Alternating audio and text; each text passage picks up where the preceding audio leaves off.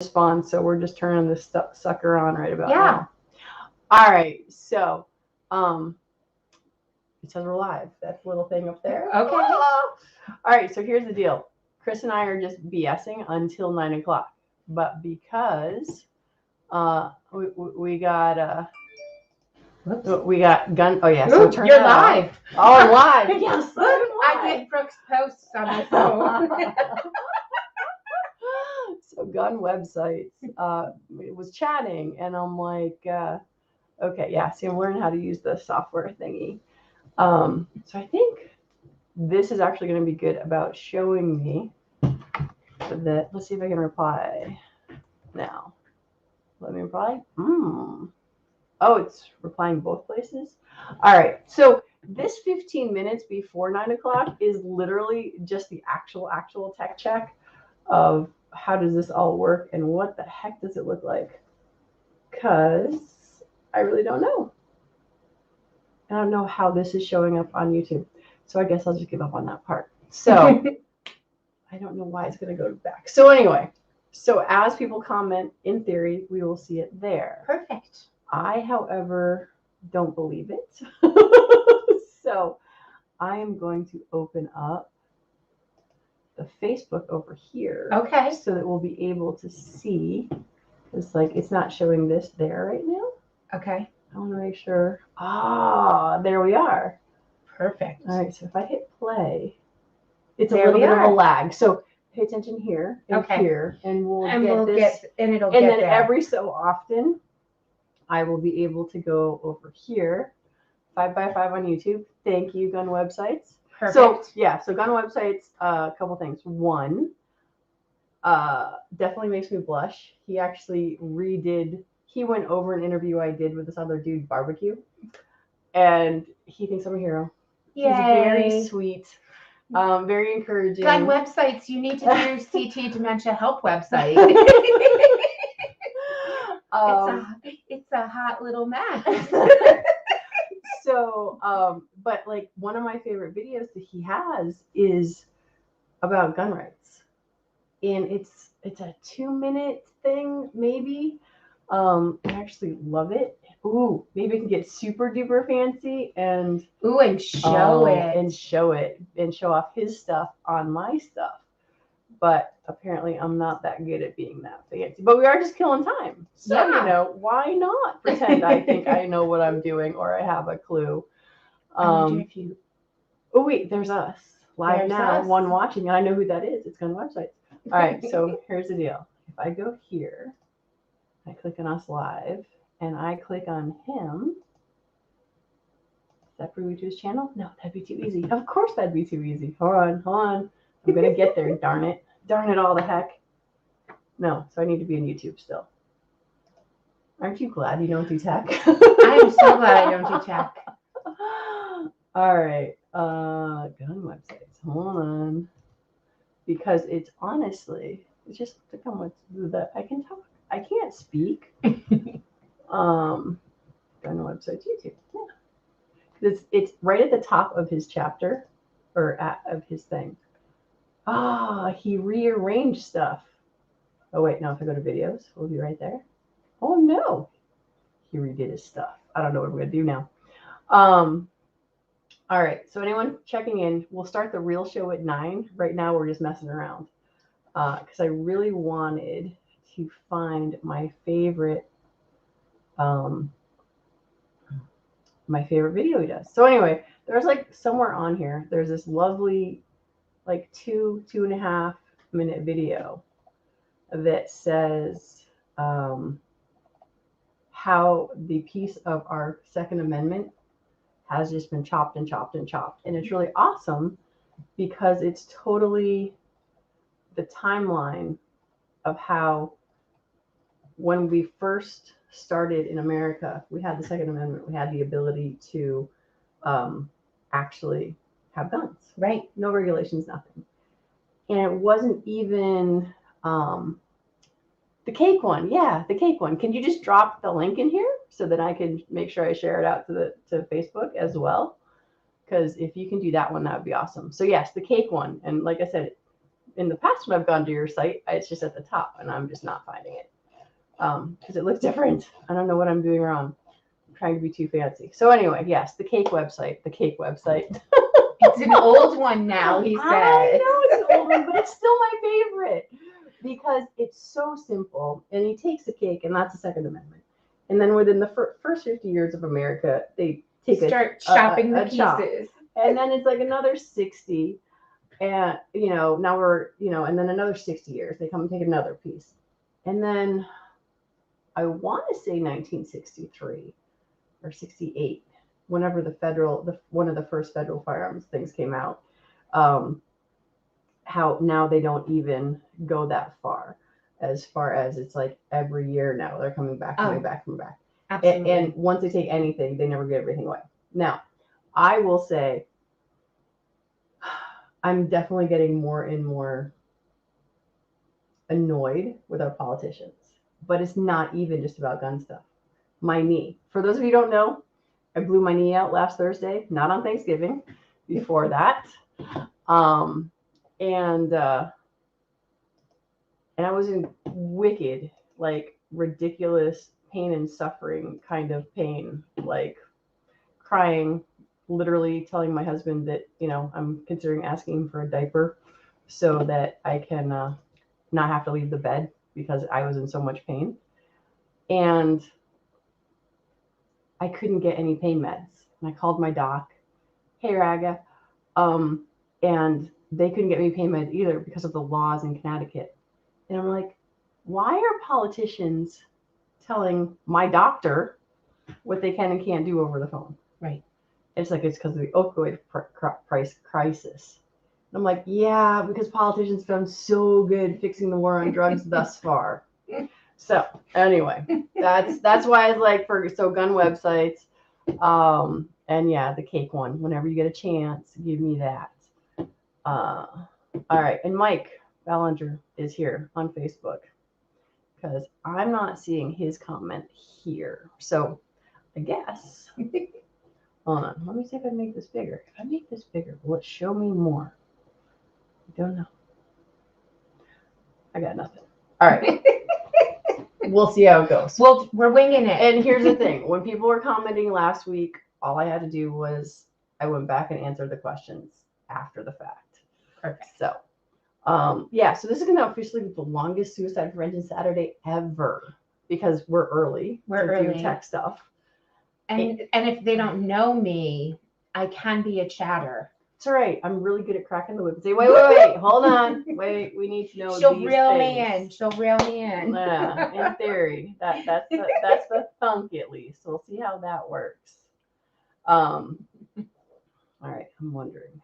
Maybe this is even easier or better. Hold on. I love making up words too. So there is that. But because people are also very confused, like people keep popping on and popping off. Yep. Because they're like, it's a miracle if I start on time. So the fact that I'm early, people are like, what's going on?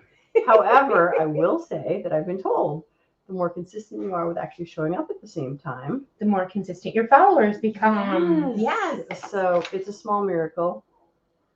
All right. So yeah, see, I think this is going to be the way we're going to see the stuff as it happens. Because like Kat popping on. Ooh.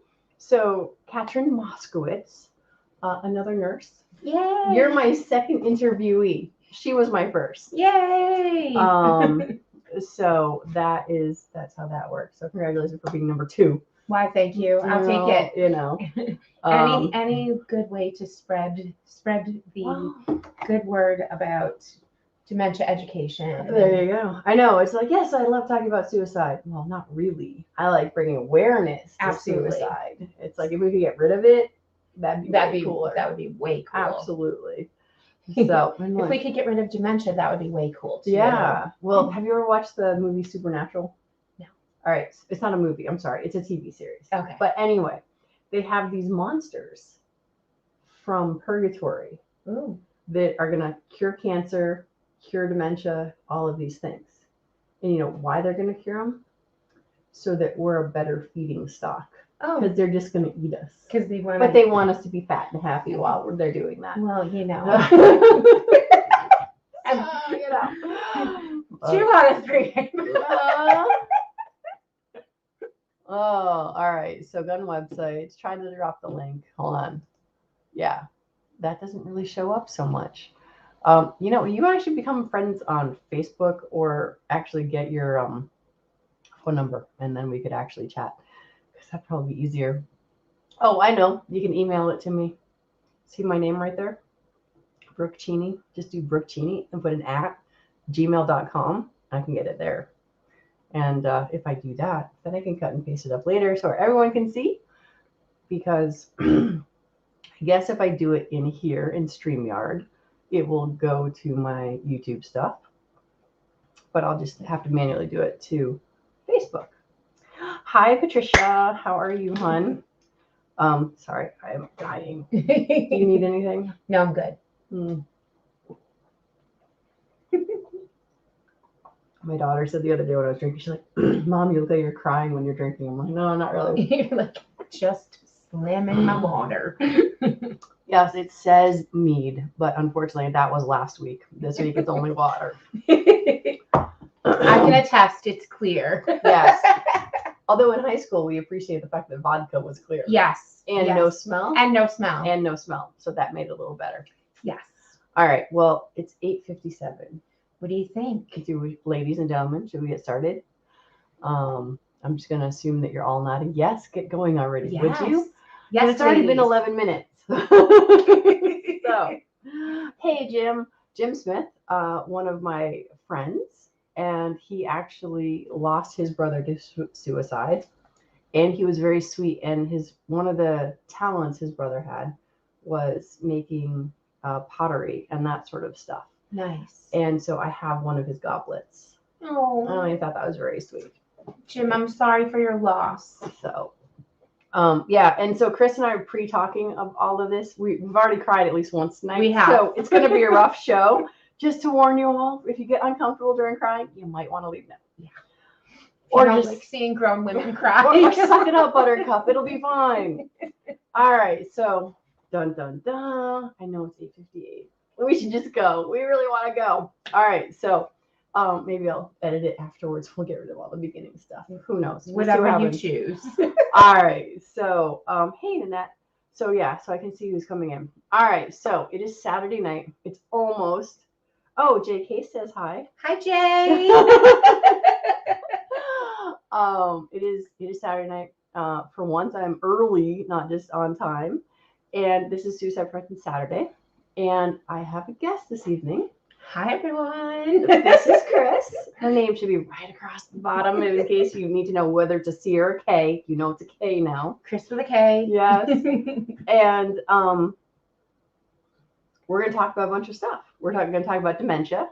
And we're going to talk about why you should listen to Chris about these things. We're going to talk about suicide and quality of life questions. And just the holidays in general. Normally, I keep this to about a 15-minute segment because most of us have the attention span of a gnat. However, tonight, because I have entertaining guests, it's definitely going to be a bit longer than 15 minutes. So I hope y'all will stick with us. I think we've got a lot of cool stuff to share. Absolutely. However, if we get to the hour mark and we're still not done, we're going to stop there. And I'll invite her back next week or the week after or something like that. Because we did actually already have that conversation that it could go long. So without further ado, hi everyone, my name is Brooke Cheney, and I am the owner instructor here at A Great Start Shooting School. You're in my classroom right now. And as a gun owner, I think it's super important for us to talk about suicide prevention because 2 out of every 3 gun deaths you hear about are suicides. And if we're really looking to save lives, it seems to me we should be talking a lot more about suicide prevention and less talking about legislation. So with that, that's my shortest intro ever. We're going to introduce Chris. So Chris, I didn't ask you specifically, but can you give them a 3-minute sort of, who are you, how long you've been doing what you're doing, and why it's near and dear to your heart? Okay. So my name is Chris Cosgrove. A lot of people know me by my maiden name, which is Sobel. I am a certified dementia practitioner and a nationally accredited dementia educator. I used to do media planning and media buying for 19 years. And then I went back to school for therapeutic recreation and had my focus mainly on like the geriatric population, especially those living with dementia. Dementia is something that is very near and dear to my heart. I lost my dad to dementia in 2006, and it's just one of those things that I watched him and watched him throughout his journey and end of life and all those different things.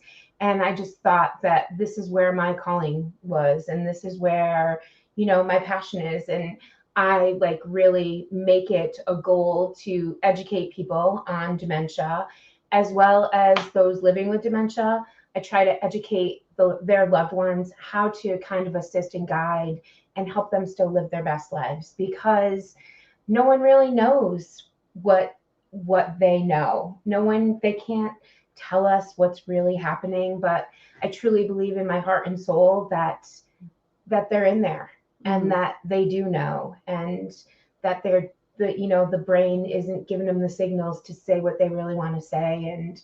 And knowing like how my dad's last part of his journey was, it just became really important to me after I became educated on all of this, to find the purpose for people living with dementia. And like one of the things, like, your how suicide is near and dear to you, like suicide prevention. We're having that discussion earlier too. It's like, we're not pro-suicide, we're pro-education regarding that. Right. And Chris is all about not dementia, but dementia education to help other people. And helping other people. And the same, like dementia, the last medications for dementia that were out came out in 2006. There have been no updates. And every time you think that there's something coming close, there's some reason why it gets kiboshed. And all right, so wait, I got a question on that.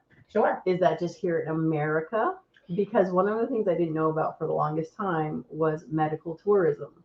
I don't know if anybody else out there has ever heard of medical tourism. Amazing, like European countries. How there is just different places you go because the FDA just says, nope, you can't do that. Right. So I know there's that. I know there's been a lot of, the legislation that is out there. Now, it's one of those things. So my other question though, as you were chatting, was, did you have your guiding angels? Did you have educators who were helping you? Or did you see that as something that was missing when you were having to deal with your dad and you wanted to step in, create that role, or was that role already there? So as far as like therapeutic recreation goes, I had a few little, and Tracy Centrella Hoskins, if you're watching, she has just been a guiding light. She's been in the therapeutic rec field, God, for probably close to 30 years. So since we got out of school. Yeah, she works with like the geriatric population, more in like the skilled nursing facilities and stuff. But she's an amazing person, and she was just one of those people that always loved what she was doing. So I said, that's where I'm going. If I can go to work and like have fun every day and make people smile and make people happy, that's where I'm going. But then I took it to a whole nother level. Like I really think it's important for people to be educated, because there's not a lot of that out there. There's not, it's like there is, but there isn't. Right. You can go on Google and, go to the Alzheimer's, but we all have our Google's PhD in at least 5 different subjects. I'm pretty sure. Absolutely. Right. But like you were saying, in these other countries, oh my gosh, the way that they treat the people with dementia is just, it's beautiful. Like you go into their assisted living or their memory cares, and they're like their own houses, and they're like their own villages, and they have a store. And if they think that they need money, they have like a fake credit card that they can use, and they just take the stuff off the shelves and everything is all fine and dandy. Where, in America, we're so much better. Well, we are. So they better have money. Yes. Last time I think I physically saw you was at Atria. Yeah. Or Anthology. Sorry. Anthology. There's so many A words. The A's, yes. And I actually work for both of the A's. Oh, okay. Wait, where are you now? I am doing my own thing. Oh, that's right. Yes. So wait, what do you do?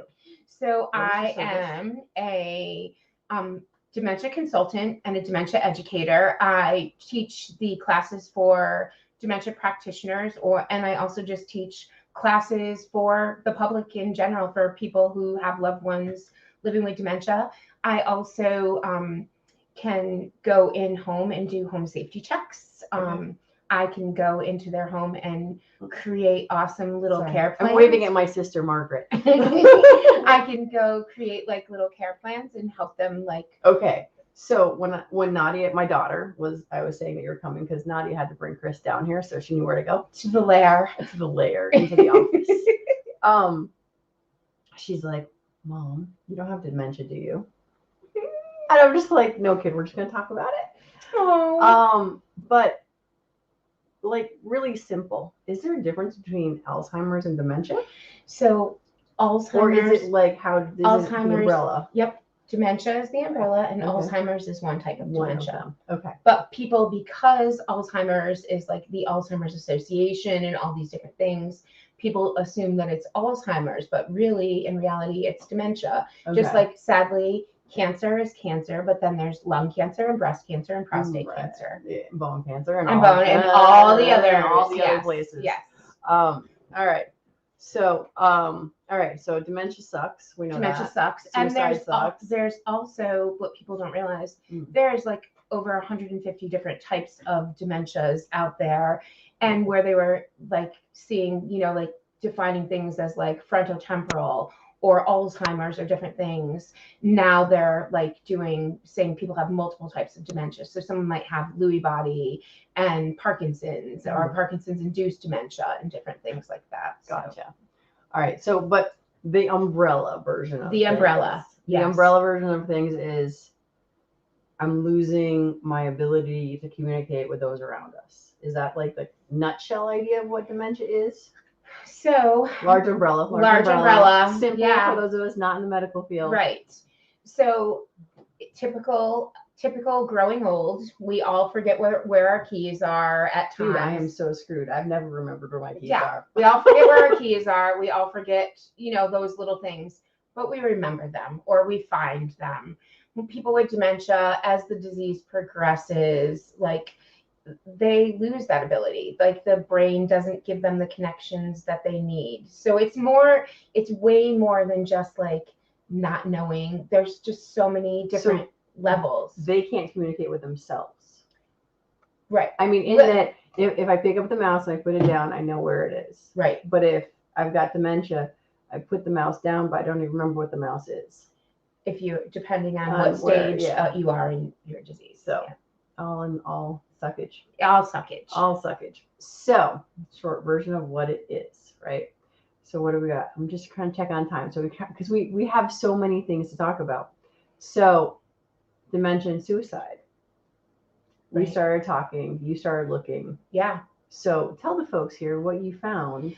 So something that was really interesting was, and Brooke and I just kind of touched base, and we can definitely touch base more on this during another show. Well, we'll see how long this goes, right? One of the things that was really interesting was they said that usually it's typically when people get first diagnosed with the disease that that's when the suicide rate like the intent to commit suicide increases, because they have either known somebody that has had dementia in their life, which the statistics are pretty scary on that too. 1 in 6 people will develop dementia in their life. So in your circle, 1 out of 6, which is more people get dementia than breast cancer and prostate cancer combined, which is a scary statistic.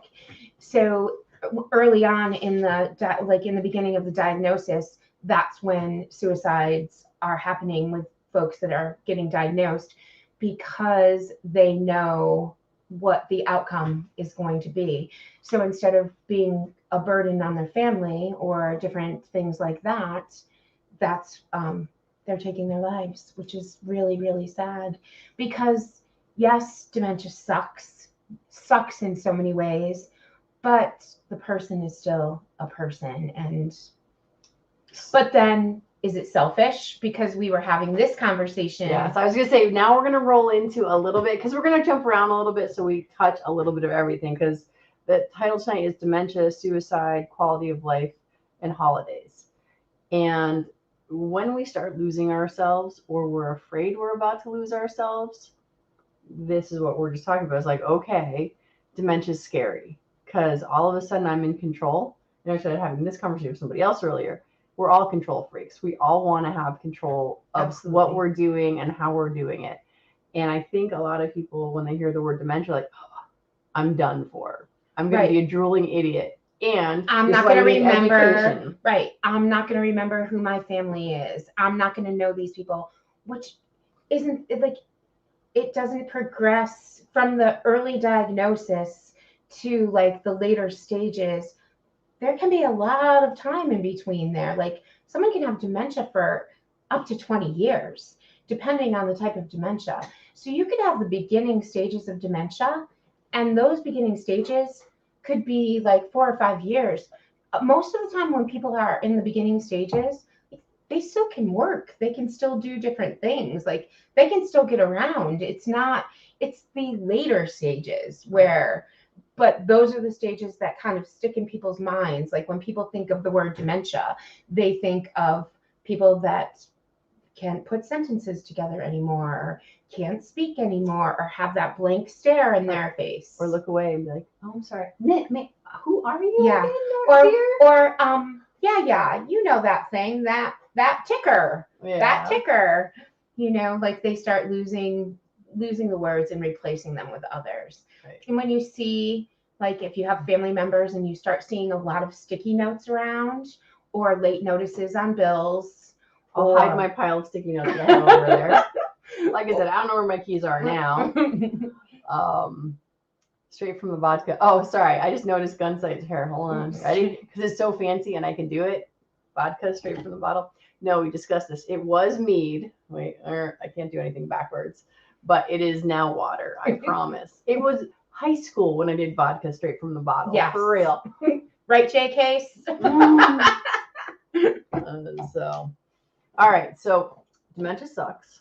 It's not what everybody thinks it is, at least not immediately. Absolutely. Eventually, there's this weird mental decline. But ladies and gentlemen that are watching, please ask any questions you want. Yes. Whether you're watching this live or if you're watching the replay. Because Chris will come back and she'll look at anything that's on here. Right. So why do people die?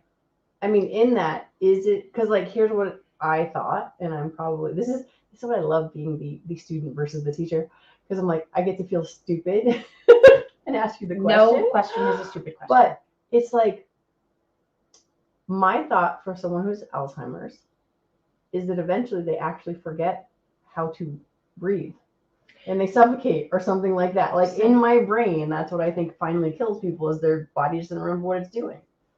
And so they forget how to swallow. Okay. They forget how to walk, so they become immobile, incontinent. Like they forget how to do it all. Swallowing is one of the biggest things. So unless somebody's like feeding them, which typically that's what ends up happening. Like if they're still healthy, they will just have someone that feeds them. And I can tell you, for those of you who don't know, I just blew out my ACL and I've got torn cartilage in my knee. And the doc says movement is lubrication. You can't be healthy and not move. Right. In that you have to move to be healthy. So if you can't move, regardless of why, it totally sucks. Yes. And that's like one of the things too, like preventative things, you know, like I always say, you know, use that left side of your brain, do those crossword puzzles, do the Sudoku, you know, like do the things. Like I'm also fascinated by people that are like over 90 that are still like spry and going strong. And I always say to them, tell me your secrets. Weightlifting is one of them.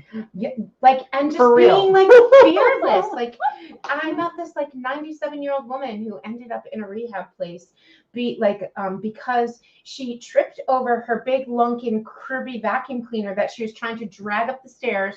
If the woman weighed 95 pounds, it was a miracle. Yeah. She was so spry. And I said to her, tell me your secret. And she told me she does like a medicine cup, you know, of scotch straight out of the bottle. Like, well, she puts it in her thing. Not vodka. Yeah, scotch, scotch. And she said that ever since she was in her early 20s, she has done like some kind of like crossword. She said, some days while I was raising my kids, I might have only been able to put 2 or 3 words on, and other days I might have been able to do 3 puzzles. Right. And so like the theory about the whole left side brain stuff. So I will tell you, when in the 80s and 90s, I loved reading Time magazine, and they'd always have different graphs and all of this sort of stuff. And in, I don't know, one of the magazines had this whole thing on nuns. And back in the 80s, 90s, we still had lots of nunneries, and they were large. Yes. So the nuns who had the menial jobs, the cooks, the cleaners, died early. The teachers, however, were the ones that you'd be reading about. They were 120, 115, 110 years old, because they're always keeping their brain active. And so I'm guessing in your field, there's got to be a fair amount of that. But when I said lifting weights, is because as long as you move and you're able to move, you're able to do healthy things. Absolutely. When you stop moving, like I only stopped moving for Friday, Saturday, Sunday before I went in to see the doc. And I already had atrophy in my leg from that. But so weightlifting helps build your muscles, but it also builds your bone strength. Because women, especially, we tend to get osteoporosis the older we get. Right. And so it's really bad. But the weight, all of that. So physical weightlifting, brain weightlifting. Absolutely.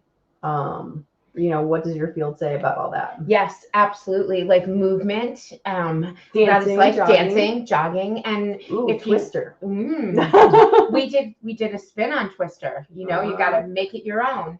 But absolutely, like that is when I was the director of the memory cares that in the past. Oh, and by the way, her workspace looks like a playroom for toddlers, but you know, not toddlers. Well, yes, adults. But it's like. It's still a lot of fun to play in. It was giant Scrabble board and lots of fun things. But it is, I always did like, we would move our bodies, like, and then we would exercise our bodies, then we would exercise our minds, because it was like really important. But we would try to exercise at least like 2 or 3 times a day, depending on, and it could be as simple as like dance party or playing the tambourines or just different things. And everything that we did too really revolved around music, because music, just even when people are in the later stages of dementia, they still have that ability. And if you get a chance to YouTube Music and Memories, if you haven't seen it, and you'll be able to see like what it really is, like nonverbal people with dementia. Music is played and then they come alive and they can sing. And I witnessed this for myself. I had is it musicandmemory.org? Music and Memory. Yep, it's probably help bring music to those in need. Because I think that maybe that is. See if you can find the YouTube about the YouTube version. Okay. Sorry, we're trying to be too fancy. Yeah. But anyway, but music is the universal language. It's the universal language. It's and like even if you have friends all over the world, doesn't matter if they speak a lick of whatever language you speak, they can read the music. Absolutely. Absolutely. So. And the Music and Memory was about they did a whole thing about a gentleman who was nonverbal, and they put music on and he just started singing away. His whole mood, his whole demeanor changed. And even like when we're talking like right there. This one? Yep. Top one? Yep. All right. I'm going to put the chat, the link to the chat. Yeah. There we go. But it's mind-blowing when you actually get to see it and witness it. And fortunately, I was able to witness it. We had a woman that hadn't spoke, and we put on some old hymns, and all of a sudden she started singing away, and her daughter said she hadn't heard her mom's voice in 4 years, and it was just, I get the chills every time. Tell the story. Yeah. All right. So we've managed to talk about one thing so far. So Yes. dementia, how dementia can kind of tie into suicide, because people get that hopelessness. Now, this week earlier, Chris had sent me a list, which on YouTube, I'm going to put it in the description when we're done with this. But holidays and how it's so hard, because now we're talking end stages dementia, and how it's just a matter of overwhelmed, easily shocked, surprised, all of that. Yep. So I think one of the challenges, like I was talking to my daughter about this, is like so many people just got over Thanksgiving a day and a half ago. We're all sitting around, oh yeah, unbutton the pants, sit on the couch. We just had a meal. We didn't kill our family. We spent time with them though. Most of us, right? But then there's these people that are home and alone.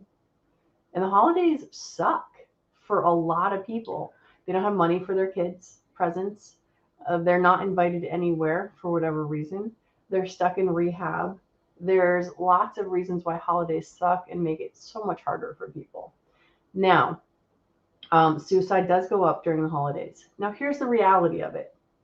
Life has a cycle to it, and it goes like this. And it's always a wave, and it's always going. All my math teachers should be very happy that I understand that, or maybe my science teachers, there's always that wave, the sine, cosine, all of that. Right. Here is our life. Here's a year, basically. In the spring, we have more life, more birth, and health. In the fall and the winter, people die off, whether it's through sickness or suicide or anything like that. Then we have that, okay, we've got the spring and summer. People are being born, everything's growing, then it dies off. So it's one of those things. We're not going to talk about the C word here, but people are like, I'm like, every year of your life, it is the same thing. There are more funerals and deaths every fall and winter. Mm-hmm. There are more births and growing things every spring and summer. So we're healthier then and sicker now. So dealing with suicide is harder because it's more prevalent, but it also, to be aware of the fact that it's more prevalent helps as well. So one of the stories I talk about, one of the reasons why I do Suicide Friends on Saturday, is I was in counseling, and one of the guys had to get kicked out of counseling. And then at that point, he committed suicide in January, right after the holidays. And it's the wintertime. So much of the darkness, but this is just part of the flow of life. And it's one of those things, do we want everyone to live forever? Yes, we do. We want to have our grandparents. We want to have our parents. We want our kids. But none of us are getting out of this alive. So one of my challenges in America is, in general, we kind of suck at dealing with death in general. So like, oh, someone died. I'm like, yeah, it happens all the time. Not to sound cold and heartless, but it's also one of those things where it's just like, okay, wintertime, things get harder. So here we are, happy and celebrating, because we've got our family and friends around us. We've got food on the table. And there's somebody who's just like, okay, this sucks. So dementia, a feeling of hopelessness, being afraid of the end game, another thing that we talked about earlier. Right. So that's kind of why holidays kind of roll into the suicide prevention thing. Because if there's someone who comes to mind right now as I'm talking to you, pick up the phone and call them. Just say hi, check in. If you don't know, you don't know. Right. Some of the strongest people that you know are the ones who need the phone call the most, not necessarily the person who you think is just moody and cranky. So reach out and say hi. Like Ma Bell used to say, reach out and touch someone. Yes. But, we've got other people for that these days. Anyway, yeah. Horrible jokes. No, but you're right. Reach out and touch someone. And one of the things too, remember your grandparents. Remember to go visit those great aunts and great uncles, because they're lonely too. Like, they would do anything just to have a pop-up visit or a phone call. How many people do you think don't go to visit because they're feeling awkward around being someone that they feel like they can't talk to anymore. Absolutely always happens. And you want to know something? The ones that were friends with them the longest and for the longest time, those are the ones that they're going to remember because their short-term memory sucks. They don't remember what they had for breakfast. They don't remember, what they did yesterday. But let me tell you something. They remember who they played with, back in 1943 or whatever. Like they remember their friend Tom. They remember their friend Bill. You can go go visit your friends and still have those conversations about, you don't have the conversations about today and yesterday. You have the conversations about, hey, remember when we were growing up and we played stickball or we played whatever, or when your mom made that red Kool-Aid and we ate peanut butter and jelly sandwiches, or your grandmother, or those things. Those are the things that they remember. So one of the things we talked about earlier off camera was we've both had people in our lives that had a significant trauma. For me, it was a friend of mine had a heart attack, and he happened to be in a doctor's office. And if he had been at home, that just would have been the end, and he would have been dead. So the doctor was able to save him because he was in the office. But the next 3 to 6 years, unfortunately, his Quality of life. thank you, quality of life just sort of went downhill, downhill, downhill. And so Chris had a similar thing, not a heart attack, but another event. Yes. That seemed like it was really traumatic health-wise. Right. They rallied, but then from that point on, The quality of life. the quality of life goes up. So now we're going to leave dementia behind and talk about quality of life. Because I did have another question from another friend of mine today who's very sick and asked the most difficult question in the world. If I am sick, let's say I'm riddled with cancer, crazy amounts of pain, and the doctor gives me the opportunity to just do palliative care, which is keep me comfortable until everything stops.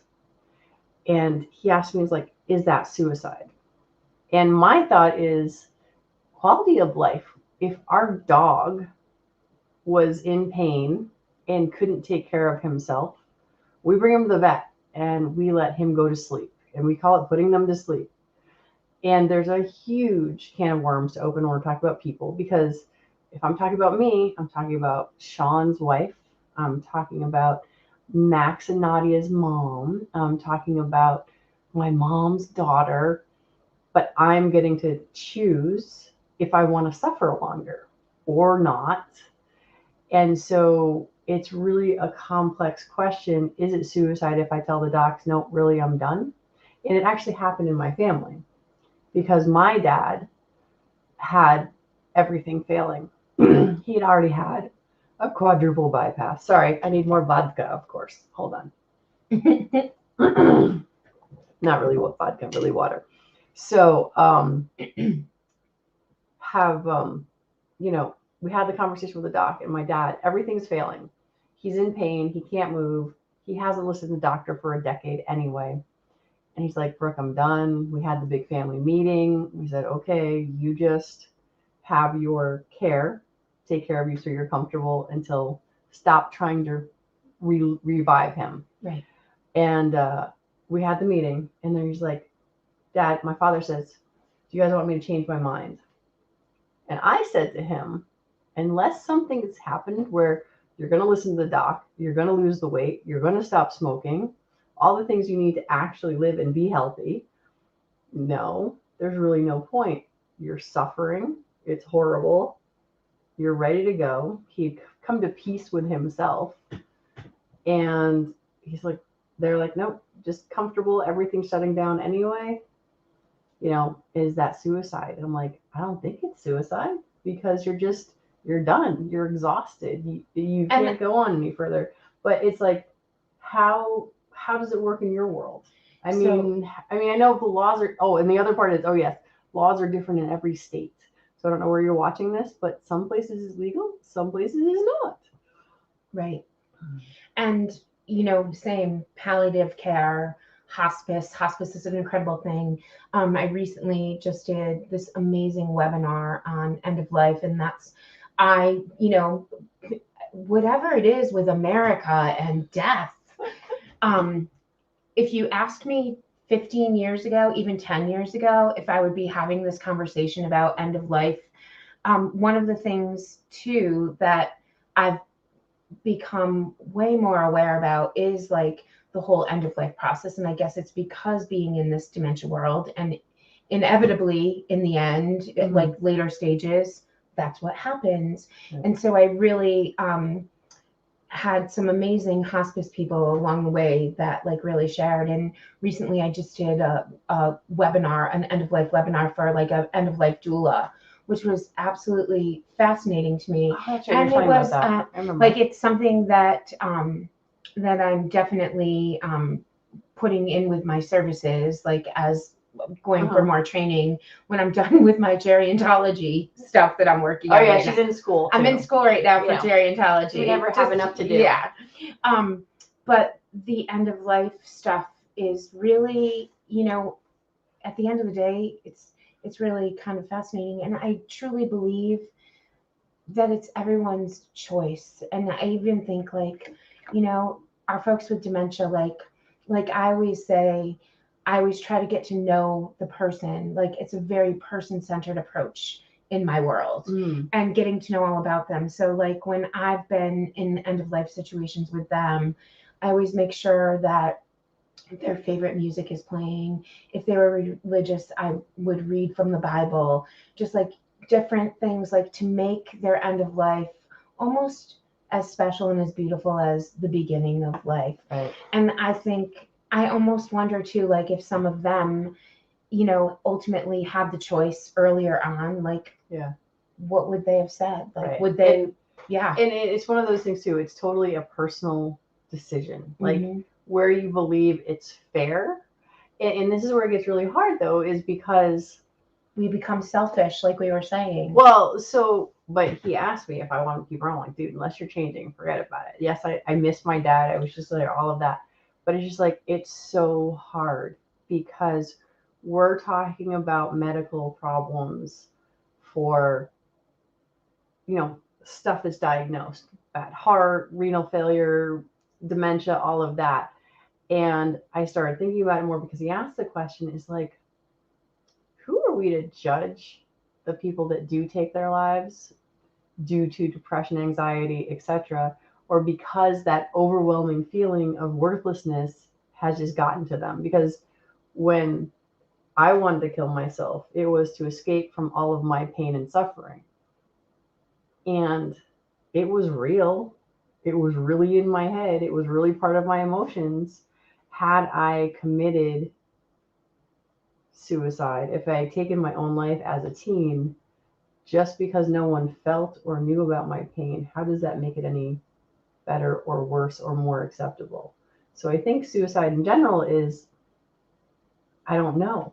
Do you know what I mean? Right. It's like, it's so hard. But all right, so I don't want to go crazy down the rabbit hole, right? But it's just like, it's really hard. And why, just like why is it wrong? I mean, because we miss people, right? And we become, like it comes to the point like selfish because we don't want them gone, right? Like I would do anything too to have my dad sitting next to me to still have a conversation to this day, but that isn't how. Yeah. All right, so now I've got all these people asking questions too, so I'm just like, okay. All right, so hold on. Mike asked first. So, what do you tell a parent that doesn't want to be a burden to their family and is upset about it? So, let's say you're a parent and someone's telling you you've got dementia, and like you said, the suicide rate is high right then and there because they don't want to be the burden. How do you help the parent work through that? How do you help the kids? Now, is that actually the job that you kind of do for people? It is. Okay. It is. Like I help with the Right, journey. so give some free advice to the internet. I help with the journey from like the diagnosis through end of life, and like help the family come together. And that's who usually ends up being the caregivers. Like so many of our friends are calling me like, hey, my mom has this going on, my dad has this going on, my aunt has this. Can you help? Like, what can you what do you think? What can you do? And like, our parents took care of us. And I don't know, that's just me personally. Like, I feel like they brought us into this world, they took care of us. And now, it's our turn to kind of step up and. Yeah, well, I know I went to an all-girls school, and what they taught us was when you're a kid, you're taken care of. Then you become an adult and you're independent. And then you go back home and you take care of the parents. Right. So back to that cycle thing that keeps happening over and over in our lives. Like the Pointing that out to them, yes, right? Is right. that they took care, your parents took care of you. It's now, okay that you're going to take care of them. I think that would be my suggestion. That is mine. That is basically how I say it too. And like, just, definitely let them know that it's okay and that you're there for them, and reassure them over and over that they took care of you. Now it's our turn to take care of them. All right. So here's the next one. Effective in therapy. Has any technology been effective in therapy, treatment, or adaptation of these issues? The music thing. The music, right? Yeah, like therapy. There's a lot of like art therapy, music therapy, exercise. Like like not treatment. Yeah, not treatment, but definitely brings joy, brings purpose, and helps with that quality of life. Like. Right. So are there any apps? Like if I've got dementia and I'm forgetting my stuff, are there any special dementia type apps for people? So there are like some different apps, like, there's these ones to remind people to take their medications. There's like little alerts and alarms. I must already have dementia. I have that on my phone for all my payments. But there's also like really cool things out there too. Like if your parents, if you have a loved one with dementia and they still can go out and about and kind of make their way around, there's these little tile things. I think they even sell them at Home Depot. You can slide it in a shoe and it's a tracking device. So there's like some of these. There's some of that on my keys. I'm starting to think I have dementia. I use all of these things. You're okay, Brooke. Preventative. But there's definitely, and I can send Brooke some apps and some links, just some. Yeah. And so that's where, when we're done with this, and maybe when I get to editing this, I'll put it on the YouTube channel, just simply because YouTube's a lot better about being able to put stuff under, or I'll actually put it on Facebook in the communication. All right. So another question, or maybe another statement. My grandpa had a medical alert. Hold on. No. Hold on. Next. Growing in order, kid. Going in order. So, end of life issue, right? That's what we were just talking about. And it is part of the suicide problem. And this is where it's just like, I understand in various religions, the worst thing you can ever do is take your life. And I even understand more so like in the tribal aspect, especially when we were the hunter-gatherers of the world, right? Because your hands and feet, you're there to take care of the rest of the tribe. So yeah, you can't be selfish and take yourself out of the tribe. However, I also think about, and I could be totally wrong with this too, but I remember studying some tribe of Indians. I don't know which ones, but it's like when they got too old and their teeth were too worn down, they couldn't chew the leather anymore and they couldn't do anything to help the tribe, that they were literally sort of just left alone to die. And so it's just like there's a huge gambit of what you think is acceptable and what is not. I think that a lot of people could be prevented from committing suicide if they were given the tools and the help, right, to find a way out of their heads. But I also know we can't save everyone, no matter what it is. Crossing the street, we're all taught to look both ways. Do people still get hit by cars? Yes. Right. We can't save everyone. So being able to deal with the death thing again, right. America versus everywhere else, it's sort of hard because we're so many different cultures. Absolutely. It's like, I think one of the favorite things I learned about was the Jewish tradition of putting dirt on the grave. Like you go and you help bury the person. And I'm just like, wow, that is so, it was hard for me to do. But at the same time, it's so meaningful. It's Right. like, I'm not a huge fan of the person who said this, but the idea that it takes a village. And we're losing so much of our society to this. I know I love the fact y'all are watching this, but at the same time, it's like, this is not real communication in that I can't actually look you in your eyes and see what you look like when you're when Or I'm the talking to feelings, you. Yeah. So it's like we get to do this, so we're Right. right here. We've already shed tears. we already prior. cried. Yes. So, but it's so hard. So I'm off on a tangent. So what are we going to talk about? The medical alert thing. So But they must have yeah, so you can get tiles, and an app goes on your phone. Hey, Chrissy. Sorry, and I'm like looking to see who's watching. Hi, Janet. Hi, Mike. Hi, Terrence. Because at least on YouTube, Facebook, I can see that. So yeah, I like I said, I literally have the tiles on my keys. See, I can't even think of the words. Right. But anyway. Right. So, yeah. There's so many like just different things like that, much more advanced than the medical alert, Yeah. And like too, I can tell you, former resident, one of the reasons why she ended up moving into a memory care facility was because she had the medical alert, and they knew her by her first name and her family because she would press it like 15, 20 times a day. So it became a huge issue because she forgot what it was. And so she'd press it and be like, is the mail here?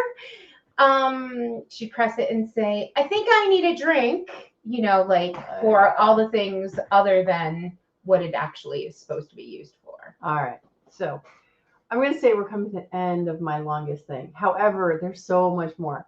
So Chris had originally sent me a list of how to help people during the holidays who have dementia. Mm-hmm. Basically, the short version is stay calm in small groups. And include them in like the holiday festivities, like bake the cookies with them and let them actually help bake the cookies. Let them, you might have to do the measuring and you might have to do all that. And if you But the most important part of that was the fact that don't worry about whether the cookies taste like crap or not. Just let them do do it. Sort of like baking cookies with a toddler. Yes. Don't expect award-winning cookies when you're done. Realize the gift is not the cookies. Right. It's the time. Exactly. And if you don't want to eat them, you don't have to. They won't know you threw them away. It's okay. They might not even know that they tasted bad, right? So you're giving them the ingredients, so they better taste good. Exactly. But let them be part and play the holiday music and dance around and just have fun. Yeah. So, all right. Again, like ornaments and things like that, if you have loved ones with dementia that like to be kleptomaniacs and and steal the ornaments from the tree, don't put your prized possessions on there. Opt for plastic bulbs and, When do you find out if you've got a klepto for a dementia patient? Oh, listen, they can't it's very real. Kleptomania stealing is very big in the dementia world because they don't realize that they didn't pay for things. They'll put them in their pockets and. Sounds very familiar being a parent of a toddler. Yeah. I mean, and like the amount of candy that I walked out of Big Y with that I had to turn around and go back in because I had two toddlers that I just couldn't pay enough attention to. And when you were talking about like the ocean and stuff like that, like same with dementia, like I do the same thing. It's like a bell curve. Mm-hmm. And usually when people find out that get diagnosed, they're kind of at the mid stage, but here's the beginning stage. And one of the first things like we learn is like to grasp a finger. We learn to suck and swallow. We learn to babble and speak and do all those things and use the bathroom. And so all of those things that we learned in the beginning of life are the things that they lose in the end. Like they forget how, like we were saying, they forget how to talk. They forget how to swallow. They forget, how to use the bathroom. They forget how to walk. Like the signal isn't there. Yeah. So 1, just like everything else, always reach out to people if you're thinking about them. Remember, if you just had the most awesome rockin' Thanksgiving that you've ever had, share that with somebody. Check in on all your friends, because like I said, so often the people that are the strongest and seem like they have the most crap together, they need the phone call. I blew my knee out. I got lots of sympathy on Facebook and stuff, but I had 2 or 3 people actually call me and check in. And in today's day and age, not diminishing all you folks that, you know, comment and say, what do we need? That phone call these days is worth so much more. But if you have someone in assisted living, absolutely reach out, go visit. If you don't have someone in assisted living, find assisted living, go say, hey, who hasn't got a visitor in a while? And can I just go sit with them and say hi and introduce myself? Because you can do that too. And here's the weird thing, as I'm telling you to do that, you know, goosebumps. This is something that the Girl Scouts and we would do every year. Absolutely. Is we would go caroling and go just hang out at assisted living stuff. So I think that might be where my first love came from, like the passion for working with the elderly from when we were little, and we did like brownies and Girl Scouts and all the fun, cool things that we did. Like back then it was at Highland Acres and up by Highland Lake. Yeah. I've been there. We used to Christmas carol and go paint fingernails and do all these cool things. But it's so important. And nowadays too, like, not to bring the whole pandemic in. I'm like, we have to talk about it because the C word makes everything harder. So much harder. And that's just like, people are keeping their loved ones home with dementia. And that's where, you know, use my services, call me. You know? Right. So let's get to that then. How do people hire you? How do people find you? Where are you? How do they buy your time? See, then I got a bunch of it for free right now.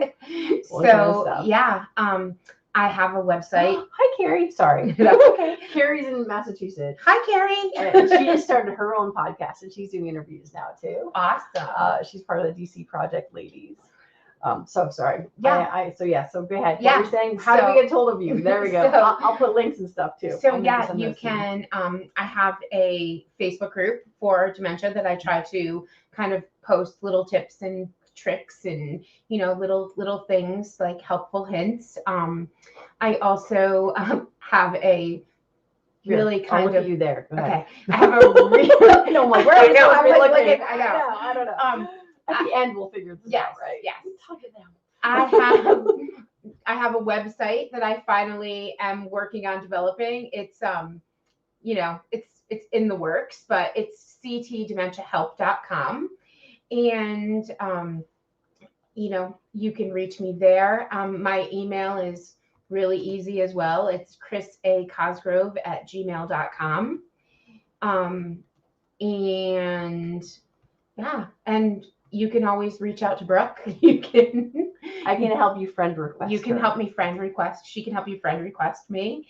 But is this it? This is it. Okay. And I'm gonna cut and paste and put it. It's a whole work in progress. I don't even know what I'm doing, but I love my logo. Because it's waving. Because it's I don't know how I made it wave, but somehow I did some funky. I have friends that do. Yeah, it's okay. And I have like when you click on the stuff on top, it comes up right, but then when you click on the stuff on the bottom, it's like doesn't. Yeah, we're not going to be judgy here. Yeah, no. But yeah, life is a work in progress. Absolutely. All of us are good stuff. All of us suck at things. It's that simple. Yeah, even like going to manipulating this, you know, like the services that are out there. Like I really can help people, like when they get the diagnosis. Someone who's going to assisted care or to a doctor's appointment or those things. Oh, what questions to ask? Yeah, or if they need someone to come along and be their person, to be an advocate. So wait, do you have like a checklist sort of thing? I do. Okay. Did they go to a website and sign up for that, or is that an email thing? Yeah, is that in your Facebook group? It's in my. So it's so many options. Yeah, it's part of like when I come into the consultations and like the assessments and different things and get to know, because again, we were talking about like the person-centered approach, because every person with dementia, like some of the symptoms might be the same, but every person with dementia, their dementia is different than anyone else's. So it's like the snowflake effect, you know, no two snowflakes are like,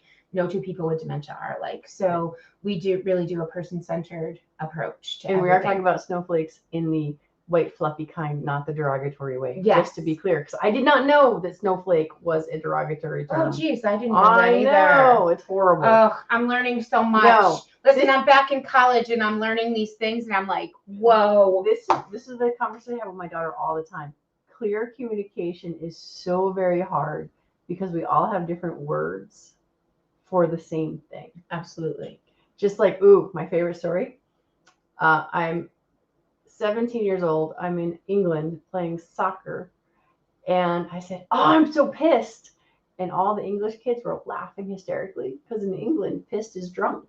And they weren't sure why I should be pissed on the soccer field. Yeah. So anyway, communication's hard. So you can help with all of those things. I can. And if you all have made it through the hour and 5 minutes we've been on here. Wow. I know, it goes so fast. High five, bro. I will probably go back and edit it. So maybe we'll get rid of the first 15, the tech check portion of this evening. Leave questions below. Chris will come by and check and see if they are, regardless of if it's on YouTube or Facebook or any of that. Right. And feel free to reach out. Like if you go on my website, there is like a contact. There's a form where you can contact. If you have any questions, you can email me there. We'll get crazy fancy. Are you ready? Oh wait, can I do that? Oh wait, can I do it? Hold on. I probably shouldn't try to do this, but I'll try anyway. Are you ready for this? Ta-da! Whoop, whoop. All right. So where is your contact thing? Oh, right there where it says contact us. Yep. So you just click on that if you want to get a hold of Chris. Well, and there's like a little message thing, so you can shoot me a message with your email, and I will absolutely be happy to respond back to the best of my abilities. And I'm far from perfect, and I don't know everything, but you know people. But I know people. I do know people. I know people too. Yes. See, I know Chris. I knew Kat, who was on here earlier. Yes. So if I don't know the answer, I can always lead you in the right direction. All right. So that being said, I think we are done with Suicide Prevention Saturday, dementia, and holidays. And end of life. End of life. Yes. Quality of life sort of stuff. Yes. So again, any questions you guys have, leave them in the chat, leave them in comments, depending on which thing you're working on. And you're welcome, Gundam website. Thank you. Thanks for watching the entire thing. You have the patience of a saint. I just gotta say. And check out my website. And if you have any ideas, shoot them my way. No pun intended. And wait, do you shoot? I don't even know. So I need to take a class. It's a yes or no question. So kid. I have, although I was very young, and now I definitely now I know people. Now you know people. So, I've known her my whole life almost. But start shooting school. Come play with me. So. All right. My big boys would be very happy for me to come play. Okay. All right. So that's it. Thank you all so much. Thank you all for checking in. And I will see you all next Saturday or Sunday because life doesn't always according to plan. Bye, everyone. Bye, everyone. I just have to hit it.